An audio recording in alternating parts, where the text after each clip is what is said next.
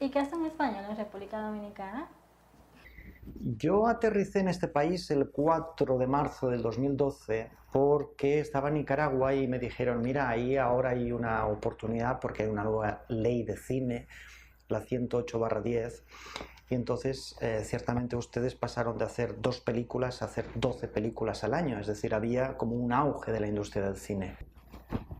Al llegar, lo que hice fue crear la Academia de las Artes y las Ciencias Cinematográficas de la República Dominicana y la premiación Antillas de Cine. Esto era un poquito, pues, igual que están los Donatello o están los Goya en España o los Oscars en Hollywood.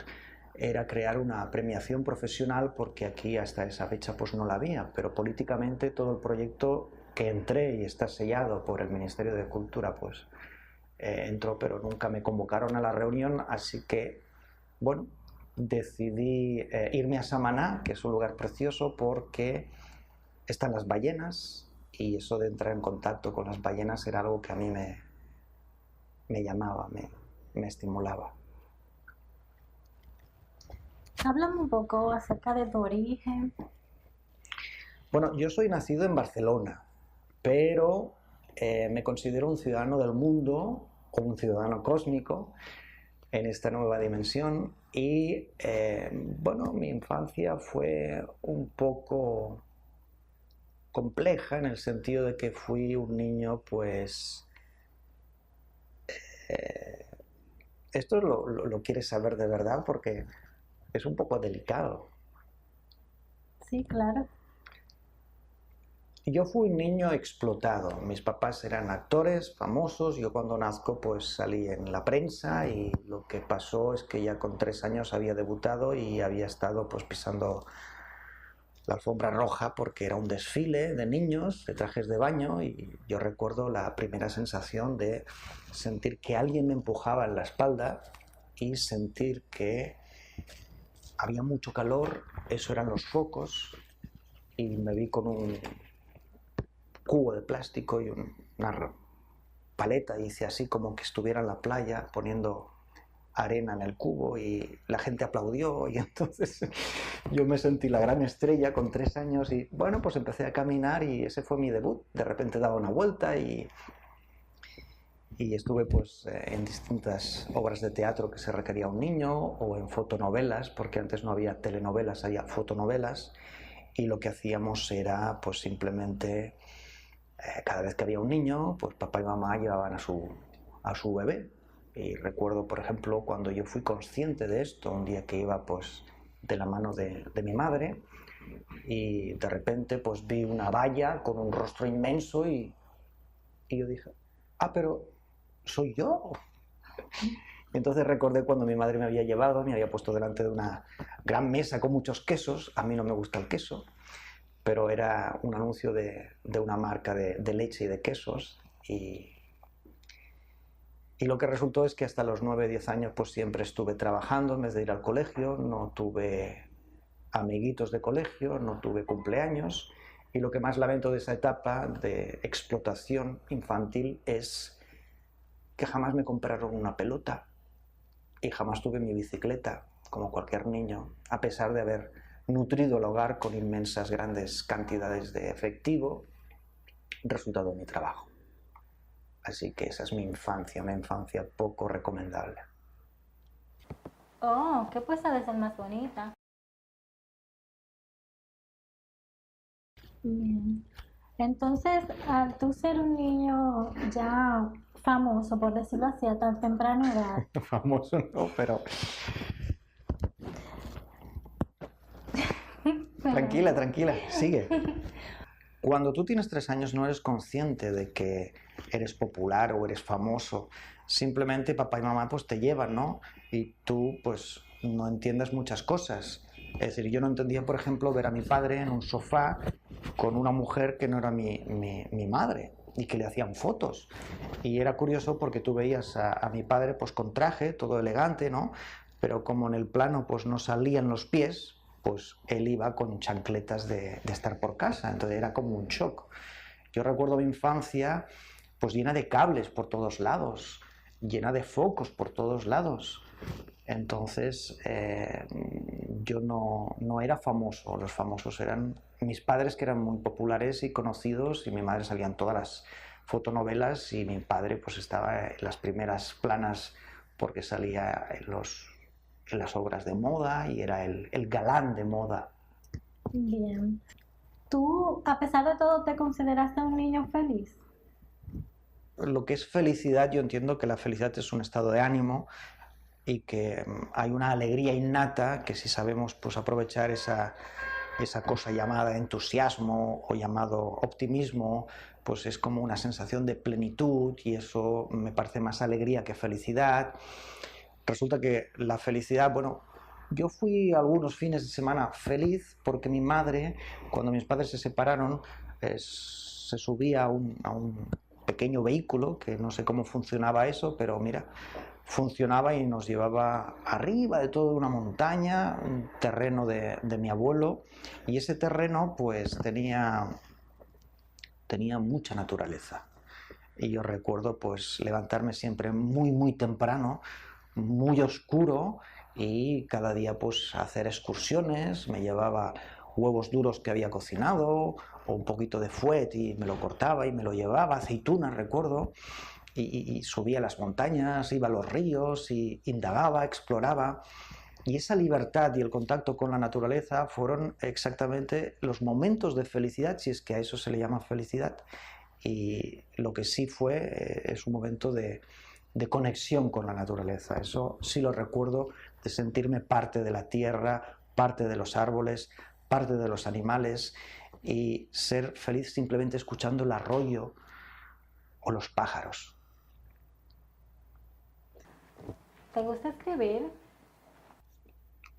Cuando yo tecleo, yo siento como si fuera un piano, como si fueran las teclas de un piano, es decir, como si las palabras fueran notas, como si las frases fueran melodías. Es decir, me encanta escribir. Yo no creo que deje nunca de escribir.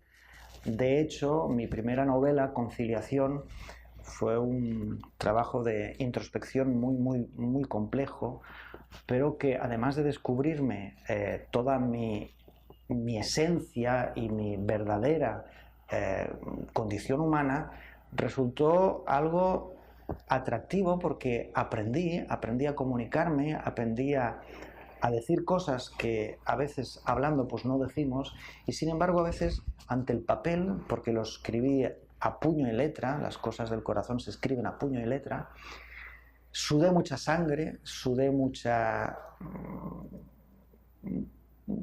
rabia, mucha impotencia por el fallecimiento de mi esposa y de mi hija. Pero me sirvió el escribir, y vi desde que escribí que canalizar toda esa energía en la literatura, en textos, sobre todo ahora en internet, que tú los plantas ahí y permanecerán por siempre más, creo que es un tipo de actividad que me satisface y que no voy a dejar de hacer. Es decir, no sé dónde voy a vivir, no sé con quién voy a estar y no sé qué voy a estar haciendo, pero seguro que voy a estar escribiendo. Hay una pregunta que, bueno, resulta un poco doloroso, pero aún así yo me voy a atrever a preguntarte. O sea, ¿cómo tú superaste la tragedia de tu esposa y tu hija? Me imagino que fue mucho dolor, pero ¿cómo supera un artista ese tipo de tragedia? No se supera, se aprende a convivir con la tragedia, con la situación dramática. Es decir, yo no le deseo a nadie la pérdida de un hijo, porque no creo que haya nada más grave que eso. De hecho, ni siquiera el diccionario define la palabra. O sea, se puede hablar de huérfanos, un niño que no tiene papá, pero ¿y un papá que no tiene su hijo? ¿Cuál es la palabra? Ni siquiera está definido eso. Entonces yo recuerdo que, bueno, enseguida pues se me invitó a ir a los psicólogos y a llenarme de fármacos. Y yo dije, no, lo que voy a hacer es yo mismo pues encontrar mi trabajo personal, mi consuelo, Por ejemplo, yo tenía fobia a los niños, es decir, yo veía a un niño de 2 o 3 años y me daban ganas de estrangularlo. no es que lo odiara, pero mi reacción era, ¿por qué él sí y mi hija no? ¿Por qué mi hija no podrá pues conocer la nieve, o yo no podré asistir a su boda y ver a sus hijos? Entonces había como una rabia, ¿no? De decir, bueno, ¿por qué mi hija? Cuando ya entras en una dimensión superior, entiendes de que la muerte es un tránsito y no es nada que no puedas aprender a sobrellevar. Lo que yo no hice fue tomar fármacos ni someterme a ningún psicólogo, porque el mejor psicólogo es uno mismo. Y la mejor terapia, si tenía un problema con niños, era justamente trabajar con niños. Entonces yo aterricé en Managua, Nicaragua, y me fui a Ometepe. Es una isla donde parece que estás un siglo atrás. Recuerdo que no había ni automóviles, todo el mundo se movía con bicicleta o con los caballos. No había energía eléctrica y allí pues los niños jugaban felices en la playa y yo con ellos, y pues inventamos muchos juegos, y fue con el trato con ellos que yo fui consiguiendo superar la aversión a los niños, y ahora entiendo que un niño es un viaje al lugar donde se encuentra mi hija en estos momentos, y que cualquier niño es mi hija. Ya cambiando un poco de tema, algo más alegre, por decirlo así. O sea, tú como soñador, ¿qué consejo nos puede dar a los soñadores que soñamos igual que tú? Hay que vivir los sueños. Es decir, mientras tú sueñas, no haces otra cosa. Yo creo que un sueño es un propósito mal planteado, y por eso está en el campo de lo abstracto y simbólico. Pero los sueños sirven para convertirse en metas, en propósitos, en un objetivo. Y claro, un objetivo tiene que tener una definición, tiene que tener un calendario, una serie de fases para llegar a ese punto en el que tú quieres llegar. Es decir, cualquier artista lo primero que tiene que hacer es ser. No importa qué dicen, lo que dicen, cómo lo dicen. Lo peor que puede hacer, por ejemplo, una persona que escribe es pedirle a papá o mamá o a los hermanos o a los primos: mira, he escrito este relato, dime qué opinas. Bueno, pues ni papá, ni mamá, ni los primos, ni los familiares tienen criterio literario, con lo cual eso de me gusta o no me gusta, y normalmente dirán que sí te gusta porque hay que apoyarlo, ¿no? Entonces, lo primero que diría es: sé tú mismo, exprésate tal como tú eres, y no hagas nada por el qué dirán. Nunca hagas algo para conseguir un premio o un reconocimiento público. Si tú no disfrutas con ese arte, no es arte. Es un querer reconocimiento, es un vehículo para ser famoso, es una oportunidad para tener dinero. Eso no es ni un sueño, ni es tener esa cosa del artista. El artista es un creador, y como creador tiene que crear. Y el que crea, crea sin ningún parámetro, sin ninguna regla, rompiendo todo lo que está habitualmente hecho. ¿Y qué cosas has escrito? Porque estuviste hablando de que escribiste una novela llamada Conciliación. Sí, como te decía, fue mi primera obra, una novela introspectiva. Es un viaje, un enfrentamiento conmigo mismo. Y a eso le siguió la trilogía Piedras Preciosas, que son 30 relatos, y son relatos que hablan del hombre hecho cielo, pero a través de situaciones, de otros personajes. Es decir, es compartir un poquito la filosofía. Luego tengo, no sé si 11 o 12 guiones escritos, 3 obras de teatro, pero quizá lo más emblemático ahora mismo es el libro Teorema para evolucionar, y lo que le siguió después, que es la Fórmula Ave Fénix. Y en estos momentos lo que estoy escribiendo es... ¿cómo se llama? Ahora, fíjate tú, me quedo en blanco por el título y lo estoy escribiendo. Pues que quiero decir el título exacto y no me acuerdo. Decía que ahora estoy escribiendo cómo crear la sociedad mejorada. La sociedad mejorada no es más que los principios humanistas fundamentales puestos a disposición de este mecanismo, de esta aplicación que te puedes descargar en los celulares y a partir de ahí pues dinamizar todo lo que es la innovación social. ¿Tiene Alexandro algún tipo de pasatiempo favorito, aparte de lo que ya hace habitualmente? A mí me encanta pasear, caminar, sobre todo caminar con los pies descalzos. En Samaná, que teníamos pues acceso a unas playas preciosas, pues iba mucho al Rincón, que es una playa pues tremendamente grande y larga y muy salvaje. Entonces el contacto con la arena o la ola que te besa los pies, eso es algo que me gusta hacer. Por ejemplo, en Samaná yo lo que hacía mucho era sentarme en el porche y mirar al cielo y 1, 2, 3 horas mirando las estrellas, feliz. No necesitaba televisión y a veces pues uno se encuentra mejor en conexión con la naturaleza o el cosmos que en una compañía que no suma sino resta. Muchas malas influencias, muchas personas tóxicas, muchas personas que hablan y hablan y no dicen nada, o hablan de un tercero que no está presente. Entonces, durante los 3 años que pasé en Samaná, en Santa Bárbara de Samaná, también fui testigo cada noche de al menos entre 2 y 6 avistamientos de ovnis. Es decir, veía una estrella gigantesca que se desplazaba por el firmamento y veía como no era un avión, porque cuando pasaba un avión, pues se veía titilar la luz roja o verde típica de los aviones. Pero esa cosa grande, brillante, como que oscilaba, no era una cosa lineal. Y atravesaba el firmamento. Y atravesaba 1, 2, 3 en direcciones opuestas. Estamos cerca del Triángulo de las Bermudas. Entonces es fácil que hubiera, pues eso, muchos objetos voladores no identificados. No sé si son extraterrestres o si son aviones militares o si son intraterrenos que van a buscar el punto de encuentro con la familia. No sé. Es muy interesante, o sea, tu respuesta.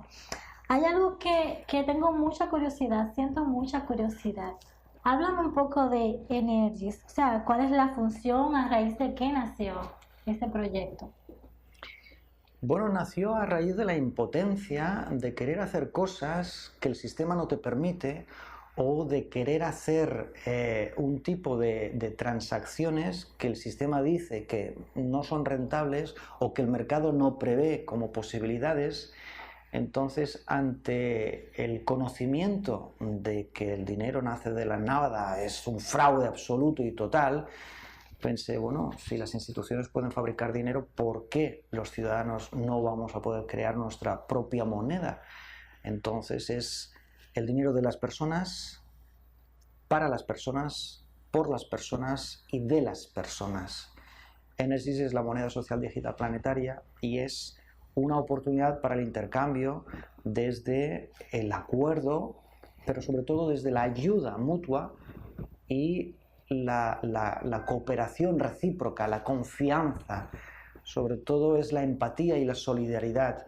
Sobre todo es la unión de las personas que tienen unos principios y que podemos juntos crear una alternativa completamente distinta a lo que hay en este momento en el mundo actual.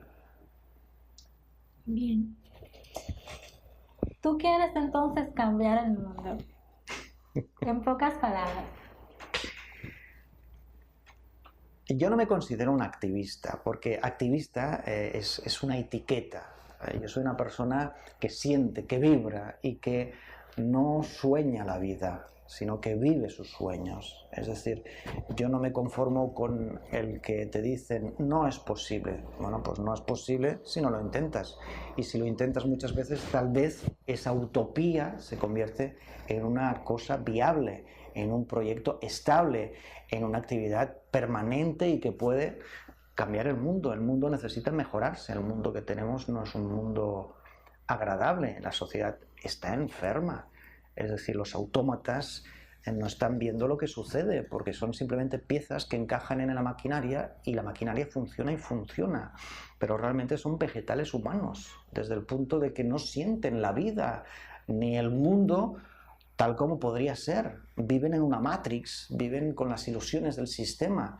Se creen que hay una cosa llamada democracia, se creen que hay una cosa llamada justicia, se creen que hay una cosa llamada educación, se creen que hay una cosa llamada sanidad, y todo esto son falsedades, igual que lo es el miedo. Imagino que dentro de tus planes a corto plazo es sacar a flote lo que es tu proyecto de Neurgis, pero a largo plazo, ¿qué se ve Alexandro en un futuro haciendo, ya sea en este país o en cualquier otro país? Me veo haciendo lo que siento, me veo haciendo lo que quiero y lo que me gusta. Me veo escribiendo, por ejemplo.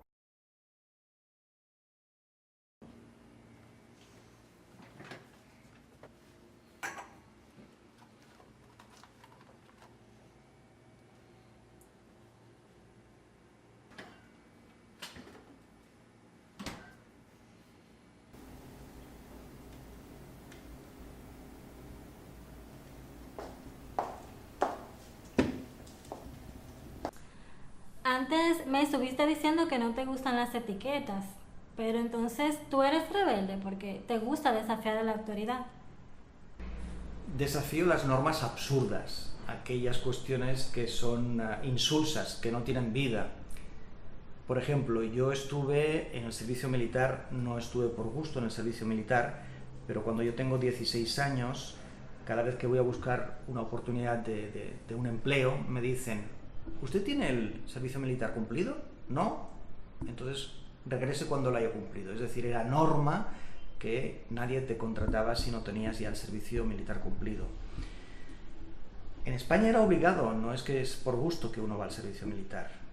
Entonces, ¿qué ocurría? Que si quería entrar a trabajar tenía que adelantar el servicio militar. Entonces, con 16 años me fui voluntario al servicio militar y lo que hice fue intentar integrarme en una estructura militar arcaica y vi muchas cosas muy absurdas, ¿no? La cuestión es que al final terminé como gastador, como el cabo gastador. El cabo gastador es aquel que lleva la escuadra de gastadores y lo que hace es abrir los desfiles. Era un poco ridículo porque yo soy muy chiquitito, entonces los gastadores son esos muchachotes hermosotes, grandotes, con sus palas y sus picos y las cositas todas decoradas, ¿no? Entonces a mí me parecía que el saludo que se hacía en el desfile y que inauguraba la escuadra de gastadores era un desfile soso, insulso, sin vida. Entonces decidí instruir a mi escuadra de gastadores imponiendo como una danza, ¿no? Es decir, dábamos 2 pasos hacia adelante y lo que hacíamos era dar una vuelta y entonces el CED lo poníamos así, con un pisotón fuerte, ¡paf! Y entonces era algo que realmente... La cuestión es que al final, pues, en el desfile me atreví a dar ese paso y a invitar a mi escuadra a seguirme con ese saludo revolucionario y un poco danzarín. Sorprendió a todos, al coronel del regimiento, el primero, y el capitán de mi regimiento pues quería arrestarme, se armó un gran escándalo y bueno, la cosa quedó ahí. Como yo cada vez que entraba al despacho del coronel y decía: a sus órdenes, Usía, siempre era muy amable conmigo y yo le atendía en todas las pequeñas cositas que tenía que hacer fuera del cuartel, pues yo pensé que, como no me dijo nada, pues que todo estaba bien. La cuestión es que el siguiente viernes, porque todos los viernes antes de dar el permiso a los soldados pues se hacía el desfile, había un poquito de nerviosismo, ¿no? ¿Qué va a hacer el cabo gastador? Entonces estamos todos listos, está tocando el tambor y de repente veo a un sargento que viene corriendo y me pregunta, se acerca y me dice al oído: dice el señor coronel que si vas a hacer tu saludo. En ese momento, claro, yo no sabía si lo que me estaba diciendo es: no se te ocurra hacer el saludo porque rompes la tradición, rompes la costumbre, rompes el protocolo, o lo que me estaba diciendo era justamente: atrévete, desafía a la autoridad, haz eso que a mí me gustó. Si no me hubiera gustado te hubiera arrestado y te hubiera metido en el calabozo. yo no sabía en ese momento de que en el palco había una visita de un general de división y que, bueno, parece que estaba ahí y iba a ver el desfile. Yo tenía la gran duda, pero dije, hay un momento en que hay que romper con la rutina y hay que ser creativo, y si los gastadores son las personas que brillan más en un desfile y que lo inauguran, que al pasar por la tribuna demos el do de pecho. Y efectivamente, sonó la trompeta, empezamos, y cuando estamos ya cerca de la tribuna, los gastadores, a mi orden, dan 2 pasos hacia adelante, dan una vuelta, hacen así con el cedme, con la mirada, y ¡pum!, el gran paso. Y se recupera el ritmo y se sigue el desfile normal. Mira, se quedó el general de división anonadado. Así que fueron aplausos y fueron comentarios favorables, y el capitán pues me persiguió durante toda mi época de militar. Entonces, no es que me guste desafiar a la autoridad, me gusta mejorar las cosas, me gusta enriquecerlas, me gusta transformar. La vida es eso, la vida es movimiento, transformación constantemente, hay mejoras. ¿Y qué uso se le podrá dar a Energies, a la moneda social digital planetaria? Infinidad de usos. Porque la moneda social digital planetaria no es tanto el dinero, es la actividad. Eso es lo vital, eso es lo que marca la diferencia respecto a todas las criptomonedas y el dinero, la moneda acuñada o el billete de dibujitos. Son cosas insulsas. Yo pretendo entregar vida, y eso es lo que he intentado en el diseño. Entonces, Método Energies parte de esto. Por ejemplo, aquí en el malecón hay una playa donde anidan las tortugas. La playa está asquerosa. Sin embargo, hay leyes, me imagino, o normas que dicen, pues, no tirar porquería al suelo, ¿no? Me imagino que hay un civismo, pero que no se está aplicando. Y tenemos un alcalde, que es el alcalde de Santo Domingo, que una de sus misiones es tener la ciudad limpia, incluso el malecón y las playas. Pero las pobres tortugas están inundadas de porquería. Ahora imagínate que hay 2 personas sentadas en el malecón, mirando las olas, mirando la porquería de la playa, y que una le dice a la otra, te contrato para que limpies la playa. Bueno, y esa persona accede y limpia la playa, y le paga, pone los celulares y le paga, y le dice, ahora te contrato yo a ti para que termines de limpiar la playa, y también accede. Y lo que han hecho las 2 personas es, además de una actividad ambiental, de limpieza, de mejora, además de una actividad digna que les da placer porque dejan la playa limpia para las tortugas, pues han tenido una oportunidad de ganar dinero, los 2, porque uno le ha pagado al otro y el otro le ha pagado a uno. Con lo cual, a partir de algo tan simple como esto, yo no entiendo cómo las cosas en el mundo funcionan como funcionan. Porque si los bancos crean dinero de la nada, mi pregunta es, ¿y por qué no lo regalan a las personas tan necesitadas? Porque hay gente que muere de hambre. Entonces, no entiendo este sistema. Entonces, como no me gusta, he intentado no desafiar a la jefatura negativa ni al sistema, no, simplemente buscar una alternativa creativa que le dote a las actividades posibles que se pueden hacer y que hoy no se están haciendo porque el mercado no lo permite, porque el sistema no lo permite, porque las leyes no lo permiten, porque no hay creatividad o no hay innovación social. Bueno, pues ahora, gracias a la moneda social digital planetaria, todo está cambiando.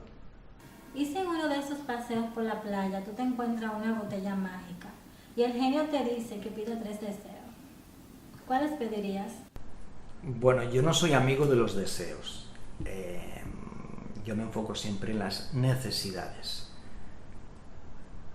Pero si voy por la playa me encuentro una botella y de la botella sale un genio y me dice que 3 deseos quiero, pues solo le pediré uno, porque soy una persona pragmática y lo que le diré es, por favor, concédeme absolutamente todo lo que yo te pida hasta el último día en que yo fallezca. Y así ya lo tengo todo cubierto. Pero si tú pudieras elegir en este instante, ¿qué cosas tú harías? Ahora mismo bucear. A mí me encanta sumergirme bajo las aguas, en las profundidades. En ese momento tú escuchas tu propia respiración, es una sensación de encuentro con uno mismo y una vibración interna que además viene acompañada por todo este paisaje de belleza, peces multicolores y de múltiples tamaños. Es algo precioso. Pero en este instante, si yo cierro los ojos, a mí me gustaría meterme mar adentro, subirme a un velero y navegar mar adentro y en las profundidades del mar tenderme en la cubierta y mirar las estrellas. Simplemente eso, verlas, admirarlas, apreciarlas, estar en sintonía con ellas. Las estrellas en alta mar, la bóveda celeste es mucho más brillante, extensa, profunda. Es algo que realmente me apetecería hacer ahora. Ver el amanecer en alta mar, cómo sale el sol. Yo tengo un gran recuerdo de Grecia, que estuve navegando en todo lo que son las islas, Santorini, Mykonos, y recuerdo que con el capitán había mucha afinidad, ¿no? Y entonces él me permitió tomar el timón y para ir a más lugares más rápido, pues nos turnábamos y el velero seguía viajando. Entonces recuerdo un turno que me tocó de madrugada. ¡Wow! Yo casi podía extender mi mano y tocar la luna inmensa, grande, redonda, perfecta, de una blancura inmaculada, de una pureza, el olor de las toallas mojadas. ¡Wow! Eso es la libertad en su máxima expresión. Algo así me gustaría hacer en este instante. ¿Y es cierto que tú sales desnuda en un video en YouTube? Desnudo no, es decir, yo salgo con el torso, sin camiseta, sin camisa, desnudo.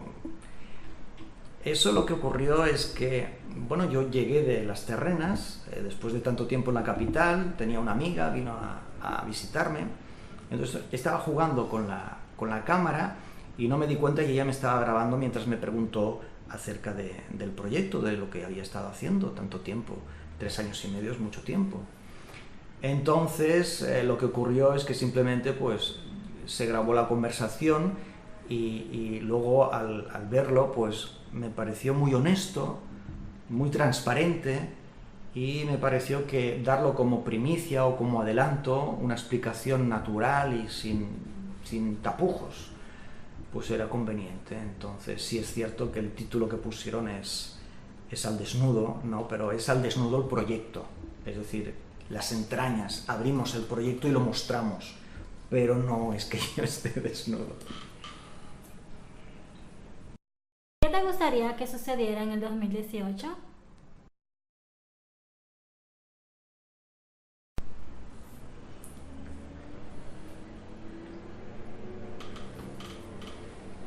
Yo estoy ya convencido de que la etapa de República Dominicana ha llegado a su fin. No me gustaría dejar esta isla caribeña sin ver de nuevo las ballenas. Yo le tengo mucho cariño a Santa Bárbara de Samaná. Es ahí donde surgió el proyecto Energies y donde tomó cuerpo y forma y se convirtió en lo que es hoy, una aplicación de descarga gratuita para los teléfonos móviles, donde se gestiona no tanto la moneda social digital planetaria, sino la posibilidad de una serie de actividades que nos llevan a una sociedad mejorada. Le tengo tanto cariño como a Ometepe. Ometepe es el lugar donde yo renací como ave fénix después de mi etapa política y de mi tragedia al fallecer mi esposa y mi hija. Entonces, en Ometepe, pues estuve escribiendo y surgió Conciliación, un encuentro conmigo mismo, el hombre que se abrazó por dentro. Pero, como digo, en Santa Bárbara de Samaná surgió esta maravillosa oportunidad para la raza humana. Por lo tanto, a mí me gustaría que realmente en 2018 pues fuera un año en el que despunta el proyecto, un año en el que el equipo de programadores está bien liderado por un desarrollador capaz de entender la complejidad que permitirá a nivel tecnológico, gracias al peer-to-peer y al blockchain, que son la cadena de bloques articulados para validar las transacciones, pues dar una composición, gracias al Banco Mundial Dones y Talentos y al Registro Público Universal Gratuito, de manera de poner en juego, en marcha, esta economía de cooperación que es la anarquía del alma, que es simplemente trabajar de dentro a fuera y no atender solo la influencia externa, sino poder establecer una dinámica que integre en el día a día los principios humanistas fundamentales. Esos son la conciencia de unidad, la fraternidad universal, el bienestar general y la alegría compartida. Esto es posible, es viable, y la utopía ha dejado de ser utopía para pasar a ser una realidad. Estamos en el proceso, estamos en el camino, y en Samaná reviviré una vez más el comienzo, el inicio, el origen de cómo nació esto. Samaná es hermoso, Samaná es tranquilo, Samaná es un lugar que te inspira, y es en Samaná donde yo he conseguido diseñar Energies. Ahora es cosa de otros.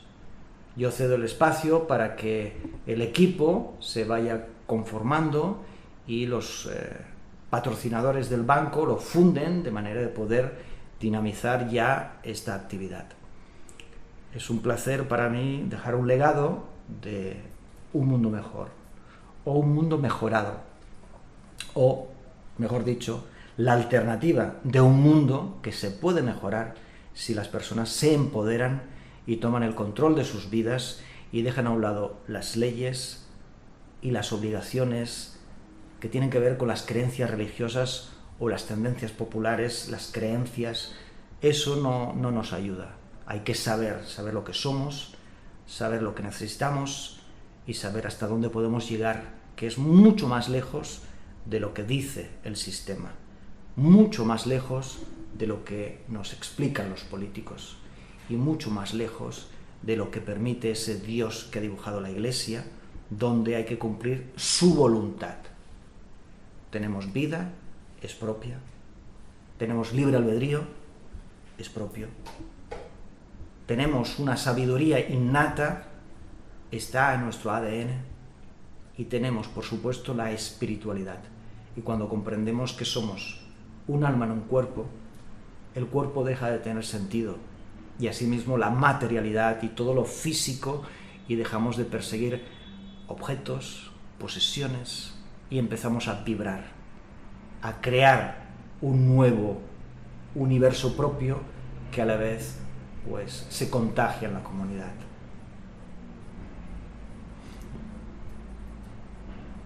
Muy buena tu reflexión. Gracias.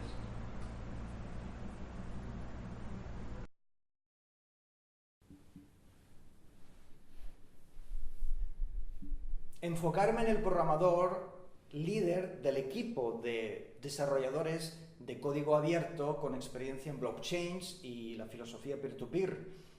Tengo previsto viajar a Silicon Valley y estamos organizando pues la ronda de entrevistas con candidatos capaces de interpretar el libro blanco.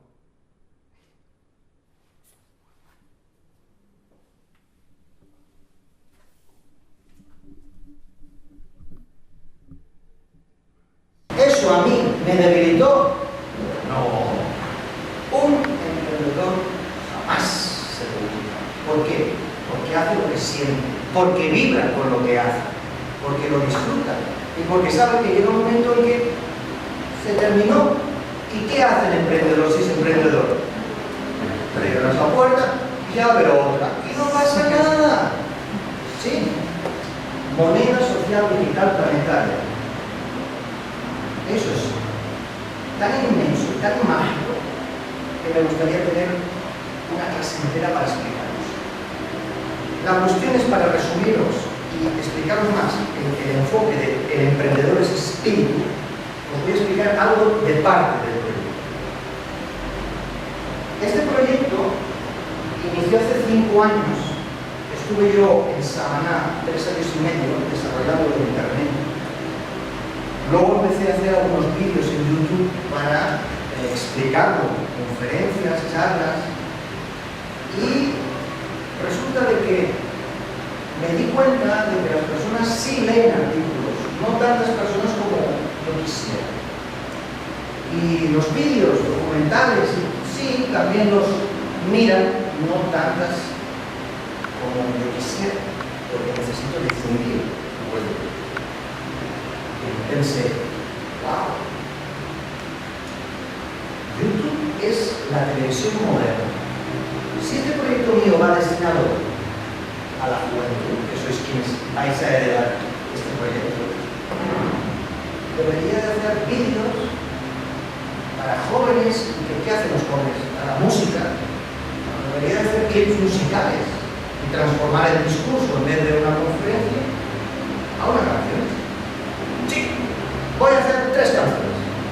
Me busqué una chica, la mamachula, una rapera, de canciones obscenas. Te vas a llamar Alexia, vas a ser menos agresiva con tu baile, y vas a bailar las canciones que te voy a escribir, y ¡wow! Estoy satisfecho. Tenemos en YouTube 3 vídeos, o un vídeo con una historia y los 3 clips musicales, tanto en español como en inglés, que explican un poquito el espíritu de las cosas. Así que si os vais a YouTube y ponéis clips musicales Energies o algo así, os va a salir. Si buscáis algo y no lo encontráis, me mandáis un correo electrónico y yo os informo. Lo que quiero deciros es que de repente el mensaje del proyecto estaba en YouTube con una chica que cantaba, pero me llevó 4 meses. Y me dije, wow, ¿y si esto lo voy a hacer más rápido? ¿Y si me pongo yo a cantar? Hombre, a los 54 años que me van a poner a cantar. ¿Cómo? No soy un emprendedor. Ahí es donde os demuestro que soy un emprendedor. Escribí 4 canciones, grabé 4 clips, no están en YouTube. ¿Por qué? Porque cuando uno encuentra algo que no sabes qué es, pero dices, ahí hay algo, y empieza a buscar, hay un sendero invisible que se va haciendo visible, y descubres lo impensable. Y resulta que ahora estoy trabajando mi álbum, un disco que se llama Anarquía del Alma, que explica el proyecto a través de las canciones. Y tengo escritas 21 canciones. Eso es ser emprendedor. Sí, a mí me había llegado la noticia de Cheirán que ya habían formado un autogobierno en México, que no tenían políticos, policías. No te sabría decir porque yo ocasionalmente estoy aquí realizando, te doy una primicia pero no la ocupes. ¿Todo bien? Estoy grabando unos temas musicales porque vamos a lanzar el disco Anarquía del Alma, que lo que quiere es difundir lo mismo que lleva el libro, pero con músicas para que la gente cante y baile. 3, 2, 1, despegando.